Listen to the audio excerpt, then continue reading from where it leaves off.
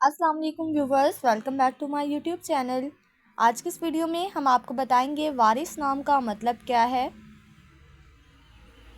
वारिस नाम का शुमार लड़कों के नामों में होता है।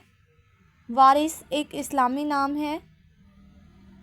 वारिस नाम की इब्तदाई तारीख अरबी ज़ुबान से निकलती है।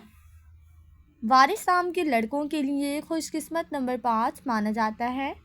माहिरीन के मुताबिक वारिस नाम के लड़के बहुत नेक सीरत होते हैं। वारिस नाम का मतलब है वारिस का हकदार, मददगार। वारिस नाम के लड़कों के लिए खुशकिस्मत दिनों में बुध, जुम्मा और हफ्ते का दिन शामिल है। वारिस नाम के अफराद के लिए मुवाफिक रंगों में नीला, पीला और सफ़ेद रंग शामिल है। वारिस नाम के अफराद के लिए मुवाफिक पत्थरों में हीरा पत्थर शामिल है। खुशकिस्मती वाली धातों में हिंसों के हिसाब से तांबा और चांदी शामिल है। फ्रेंड्स, अगर आप अपने नाम का मतलब जानना चाहते हैं तो कमेंट बॉक्स में अपना नाम लिखें।